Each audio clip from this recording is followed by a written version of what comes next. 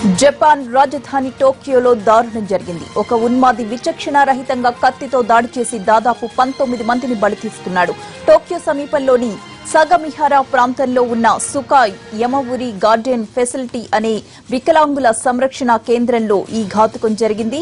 తెల్లవారుజామున కత్తితో సంరక్షణ కేంద్రంలోకి ప్రవేశించిన ఉన్మాది లోపల ఉన్న వారిపై దాడి చేశాడు. ఈ ఘటనలో 19 మంది అక్కడికక్కడే ప్రాణాలు కోల్పోయారు. దాదాపు 45 మంది తీవ్రంగా గాయపడ్డారు. దాడి చేసిన తరువాత పోలీస్ స్టేషన్ కు వచ్చి లొంగిపోయాడు ఉన్మాది. వాళ్లను చంపింది నేనే అని గట్టిగా అరుస్తూ స్టేషన్ కు వచ్చినట్లు టోక్యో పోలీసులు తెలిపారు. దాడి జరిగిన సమయంలో ఆశ్రమంలో 150 మందికి పైగా ఉన్నారు. జపాన్లో ఈ స్థాయిలో దాడి జరగడం ఇటీవలి కాలంలో ఇదే తొలిసారి.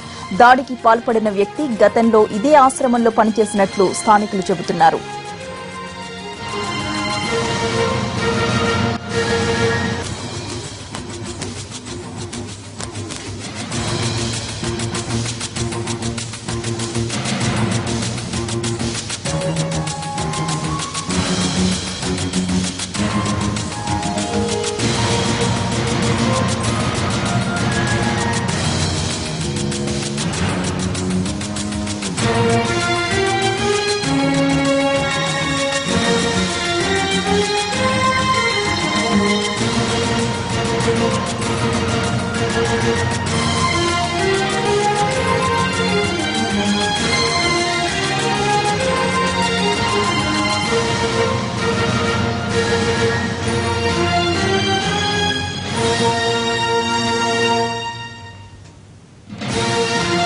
జపాన్ టోక్యోలో జరిగిన దారుణ ఘటనకు సంబంధించిన వార్తను మనం చూస్తున్నాం. ఒక ఉన్మాది విచక్షణారహితంగా కత్తితో దాడి చేసి దాదాపు 19 మందిని బలి తీసుకున్నాడు. టోక్యో సమీపంలోని సగమిహరా ప్రాంతంలో ఉన్న సుకా యమయురి గార్డెన్ ఫెసిలిటీ అనే వికలాంగుల సంరక్షణ కేంద్రంలో ఈ ఘాతుకం జరిగింది. తెల్లవారుజామున కత్తితో సంరక్షణ కేంద్రంలోకి ప్రవేశించిన ఉన్మాది లోపల ఉన్న వారిపై విచక్షణారహితంగా దాడి చేశాడు. ఈ ఘటనలో 19 మంది అక్కడికక్కడే ప్రాణాలు కోల్పోయారు. దాదాపు 45 మంది తీవ్రంగా గాయపడ్డారు.